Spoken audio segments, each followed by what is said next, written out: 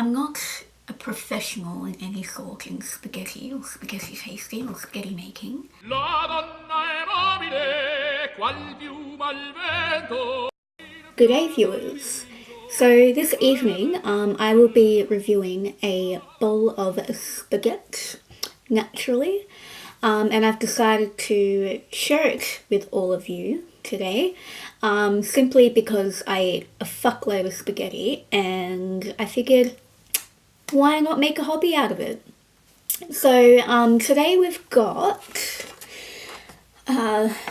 sugo di pomodoro alla vodka by your very own Don Antonio. And it is a prodotto in Italia, which means product of Italy. Now, I found this particular pasta sauce when I was in Western Australia, and I absolutely fell in love with it. But I'm from Victoria and I can't seem to find it anywhere here, so my boyfriend actually sent this to me from Western Australia. Thank you, Harrison. And yeah, I get to enjoy this one beautiful bottle of Pomodoro alla vodka. And it does in fact have 2% vodka in it, which is what kind of interested me in the first place, but 2% is kind of irrelevant, you know, it might as well not be, it might as well be sugo di pomodoro alla not vodka.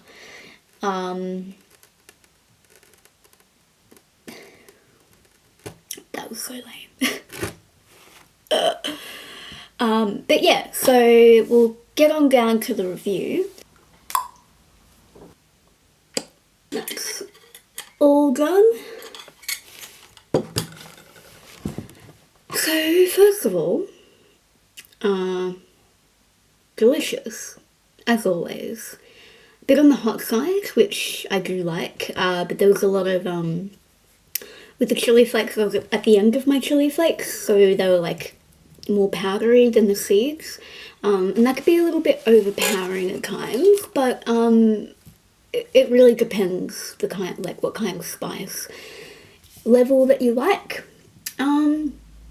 So it says in here, pulp of tomatoes, seeds, cherry tomato, cream, extra virgin olive oil, celery, carrots, onion, vodka 2%, sea salt, basil, garlic, pepper, and citric acid. The celery and carrot, not really prominent. Vodka, definitely not prominent. Obviously it's only 2%.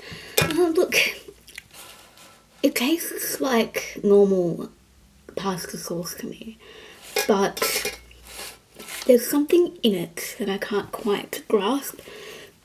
It adds a bit of oomph to it, you know, like it doesn't have that overly salty feel to it. Like it's not, you know, sometimes when you have pasta sauce, most like usually when you get it from a pizza store, it's like really saucy and really, it's quite salty and kind of bitter. It's not like that. It's got a smooth thing to it. It says it says cream. Now I'm guessing that means passata, which is the best base for pasta sauce because it's just purely creamed tomato and it's just bellissimo. Mwah, mwah, mwah, mwah. Beautiful.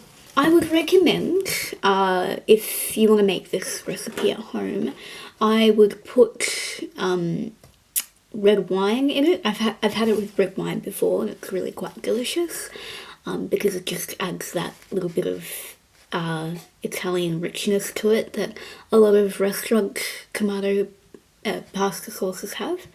So yeah, I would recommend that. And I would also recommend, because I had the mushrooms quite large this time around, they were diced, so I just cut them in half and then diced them up. But if you really want to go for like, say like a vegetarian bolognese type, what you really want to do is just fucking cut the shit out of those tomatoes, just dice in little pieces, until it kind of looks a bit like meaty bolognese. Like, you've got that crumbly texture to the mushrooms, and that really adds to the texture, because with pasta sauce, I keep saying tomato sauces because that's what I eat the most of, but with the pasta sauces, you really got to add texture to it. You know, you don't want to just make pasta and then have a liquid sauce on top. Like, you need that texture to it. So mushrooms is really good, and onions is really good for that. And sometimes to this recipe I'll add like lentils or chickpeas or something, and that's also really good. And another thing that I really like about this particular pasta sauce is the fact that when you get it on the cup here, they have this paper thing here on top like that. And it's really good instead of, you know, using the plastic ones that they sometimes use, because this you can recycle. And it has information on the back here. I just realised. This is not just a nice story, it's the tale of our family's tradition. From our own fields, the workers hand-picked the mature tomato fruits. On the same day, the tomatoes are processed using our traditional recipes, in a similar way as we are doing it today for ourselves. All of our products are completely free from artificial colouring, flavouring and sugar. We offer you a natural product. It is simply a great tomato sauce. Thank you for choosing our product.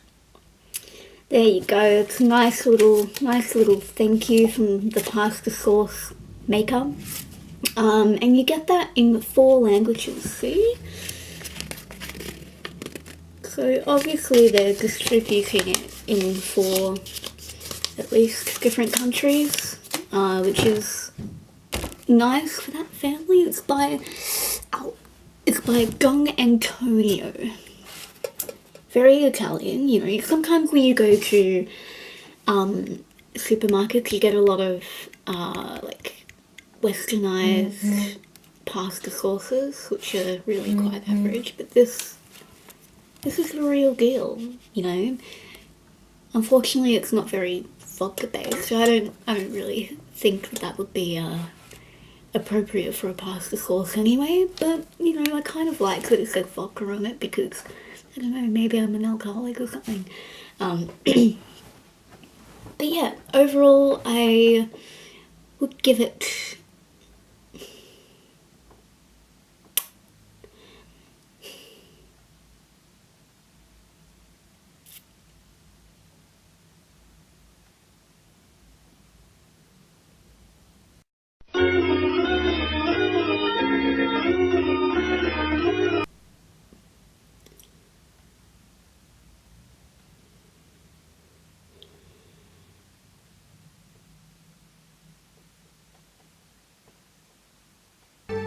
The limit does not exist. I would give the sauce itself a good 10 out of 10, but the recipe that I put together tonight, I'd probably give maybe a 7 out of 10, simply because I think this recipe would go really well with red wine, and maybe a little bit more texture, a little bit more substance. You know, tonight was a really rushed pasta dish, so yeah, good old 7 out of 10, but the sauce itself, Don Antonio's Sugo di Pomodoro alla Vodka, it's a solid 10 right there. You've done well. It'd be nice if you could be distributed to Victoria. And also, if you have pasta, my channel,